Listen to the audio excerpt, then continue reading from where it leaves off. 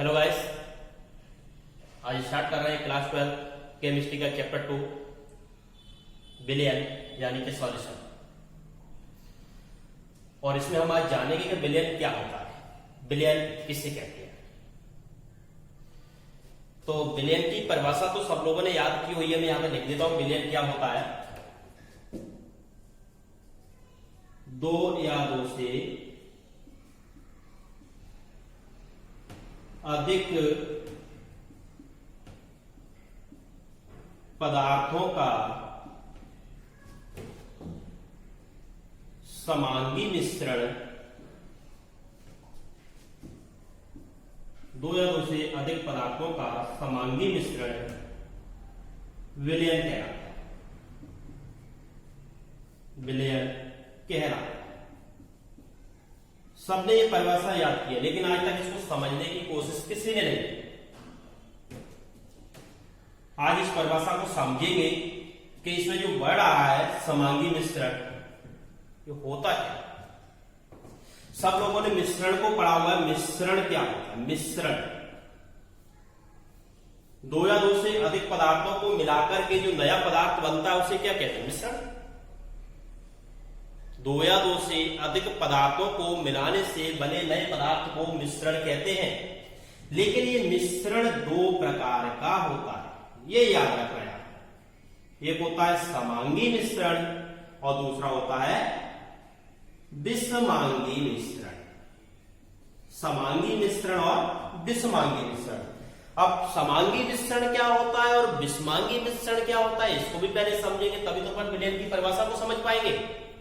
तो समांगी मिश्रण के लिए क्या करते हैं? जैसे मान लिया आपने दो पदार्थों को मिलाया, जैसे आपने पानी लिया और पानी के अंदर आपने मान लिया नमक को घोल दिया, सॉल्ट को डिजोल्व किया, पानी के अंदर आपने नमक डाला।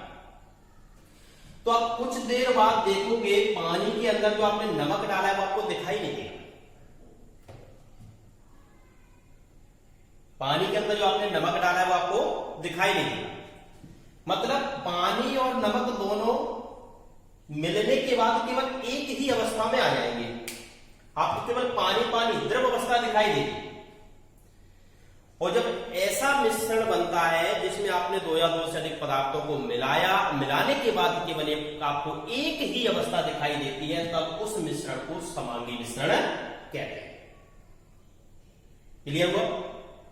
चलो बात करते हैं विषमांगी मिश्रण की। यहां पर आपने पानी लिया और पानी के अंदर आपने रेत या मिट्टी को मिला दिया। मिट्टी भी ले सकते हैं, रेत भी ले सकते हैं। तो यहां पर पानी और रेत को जब आप मिलाओगे तो मिलाने के बाद आपको पानी अलग दिखाई देगा और रेत के कण जो होंगे वो अलग दिखाई देंगे।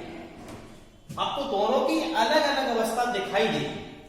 और जब दोनों मिलाए हुए पदार्थों की अलग अलग अवस्था दिखाई देती है, तब उस मिश्रण को विषमांगी मिश्रण कहते हैं। तो इन दोनों मिश्रण में से कौन सा मिश्रण है जो कि अपन विलयन कह सकते हैं? समांगी मिश्रण। तो याद रखना, इस मिश्रण को विलयन नहीं कहेंगे, ये विलयन नहीं होगा, याद रखना। विषमांगी मिश्रण कभी भी विलयन नहीं होता और ये विलयन होगा।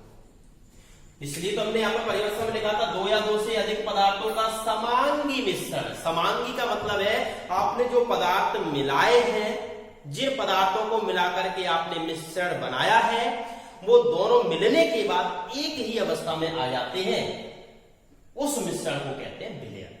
तो परिभाषा याद करो, दो या दो से अधिक पदार्थों का समांगी मिश्रण क्या कहलाता है? विलयन कहलाता है। अब इसके बाद अपन बात करते हैं विलयन को। आप दो पदार्थ मिला रहे हो, कभी कभी आप विलयन में तीन पदार्थ मिलाकर के विलयन बनाते हो, चार पदार्थ मिलाकर के विलयन बनाते हो। तो इन पदार्थों की संख्या के आधार पर कितने आप उसमें पदार्थ मिला रहे हो। एक पदार्थ मिलाया, एक पदार्थ से तो कभी विलयन बनता ही नहीं है। दो पदार्थ मिलाओगे, तीन पदार्थ मिलाओगे, चार पदार्थ मिलाओगे, उन पदार्थों की संख्या के आधार पर विलयन को अलग अलग नाम दिया जाता है। जैसे मान लिया आपने दो पदार्थों को मिला करके विलयन बनाया तब उसे कहते हैं द्विअंगी विलयन। द्विअंगी विलयन, उनको पदार्थों को अपन बाद में विलयन में घटक वर्ड यूज करते हैं। घटक, जैसे यहाँ पर दो घटक लिए हमने, इसमें दो घटक लिए हैं, अगर आप कोई तीसरा पदार्थ भी मिला दें तो उसको तीन घटक कहेंगे। तो यहाँ पर आपको याद रखना है, यदि आप दो घटक लेकर के विलयन बना रहे हैं, जैसे आपने अभी यहाँ पर पानी और नमक दो घटक लिए थे, पानी था एक नमक था, दोनों घटकों को लेकर के विलयन बनाया। जब दो घटक लेकर के विलयन बनाते हो तब उस विलयन को द्विअंगी विलयन कहते हैं। अगर आपसे पूछा जाता है कि द्विअंगी विलयन किसे कहते हैं तो आपको याद रखना है ऐसा विलयन जो दो घटकों से मिलकर के बना होता है क्या कहलाता है? द्विअंगी विलयन।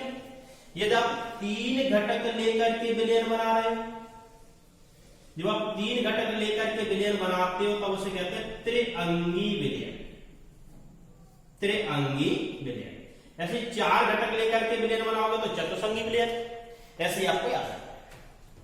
लेकिन याद रखना विलयन के अंदर मुख्यतः केवल जो घटक होते हैं वो दो प्रकार के होते हैं। घटक केवल होते दो प्रकार के ही है, एक होता है विलायक और दूसरा होता है विलयन। तो विलयन की अगर अपन देखो, घटकों की संख्या कितनी भी हो सकती है लेकिन घटकों के प्रकार केवल दो ही होते हैं। एक होता है विलायक और दूसरा होता है विलयन।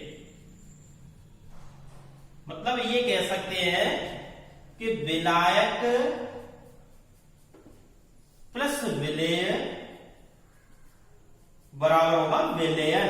ये याद रखना है आपको, विलायक प्लस विलयन बराबर क्या हो जाएगा? विलयन। तो विलयन के मुख्यतः दो घटक ही होते हैं। पदार्थ आप कितने भी ले सकते हो, विलयन के अगर मुख्यतः टोटल घटकों को पर बांटते हैं दो घटकों में बांटा जाता है, एक होता है विलायक और दूसरा होता है विलयन। तो याद रखना, जैसे मान लिया आपने नमक और पानी का मिश्रण बनाया, समांगी मिश्रण बना, इसलिए अपन इसको विलयन कह रहे थे। लेकिन इनमें से दोनों घटकों में से किस घटक को विलायक मानेंगे और किस घटक को विलय मानेंगे, ये भी प्रॉब्लम है। तो आपको इसको देखो याद रखना है, विलयन का वह घटक जो विलयन में अधिक मात्रा में उपस्थित होता है, जो विलयन में अधिक मात्रा में उपस्थित होता है क्या कहलाता है? विलायक कहलाता है। तो यहां पर मैं लिख देता हूं, विलयन का अधिक मात्रा वाला घटक, अधिक मात्रा वाला घटक क्या कहलाएगा? विलायक।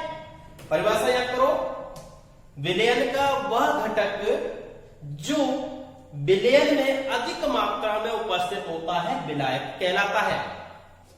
दूसरी परिभाषा, विलयन का वह घटक जो विलयन में कम मात्रा में उपस्थित होता है विलय कहलाता है। तो यहां पर लिख देंगे कम मात्रा वाला घटक और कम मात्रा वाला घटक क्या हो जाएगा? विलय। अब आप बता सकते हो पानी और नमक का जब आप मिश्रण बना रहे हो तो किस घटक को विलायक मानेंगे और किस घटक को विलय मानेंगे। पानी अधिक मात्रा में है मतलब विलायक, नमक तो आप मिश्रण बनाते हो बहुत कम डालते हो ना पानी के अंदर, पानी ज्यादा मात्रा में लेते हो, नमक ज्यादा लेते हो, नमक क्या हो जाएगा? विलय। तो जो घटक कम मात्रा में लोगे, कभी भी आप विलयन बनाओगे, जिस घटक को आप अधिक मात्रा में लेते हो उसे हमेशा विलायक मानेंगे और जो घटक कम मात्रा में लोगों से क्या लेंगे? विलय। तो दोनों की परिभाषा याद करो, विलयन का वह घटक जो अधिक मात्रा में उपस्थित होता है वो विलायक कहलाता है और विलयन का वह घटक जो कम मात्रा में उपस्थित होता है क्या कहलाता है? विलय कहलाता है। तो इस तरह से आपको याद रखना है विलायक की परिभाषा और विलय की परिभाषा, विलायक और विलय दोनों की परिभाषा याद हो जाएगी। विलयन की परिभाषा आपको याद हो जाएगी। द्विअंगी विलयन किसे कहते हैं? ऐसा विलयन जो दो घटकों से मिलकर के बना होता है द्विअंगी विलयन कहलाता है। ऐसा विलयन जो तीन घटकों से मिलकर के बना होता है त्रिअंगी विलयन कहलाता है। अब बात करते हैं, मान लिया कभी कभी अपन ने जैसे यहाँ पर तीन घटकों वाले विलयन की बात कर रहे हैं, जैसे आपने मान लिया तीन घटक ले लिए, पानी लिया, पानी के अंदर आपने शक्कर डाल दी और इसी में आपने चुटकी भर नमक डाल दी स्वादिष्ट बनाने के लिए। पानी, शक्कर, नमक, तीन घटकों से मिलाकर के आपने क्या बना लिया? विलयन। अब इनमें से किस घटक को अपन विलायक कहेंगे और किसे विलय कहेंगे? तो यहां भी आपको वही कंसेप्ट याद रखना है, जो घटक विलयन में अधिक मात्रा में होता है वो विलायक, बाकी बचे हुए सभी घटक विलेय। विलेय यहां पर दो हो सकते हैं, एक भी हो सकता है, विलेय की संख्या अधिक हो सकती है, लेकिन विलायक हमेशा उसी घटक को लेंगे जो अधिक मात्रा में होता है। तो यहाँ पर 3 घटक लिए, विलयन तो त्रिअंगी है। कौन सा विलयन है? त्रिअंगी।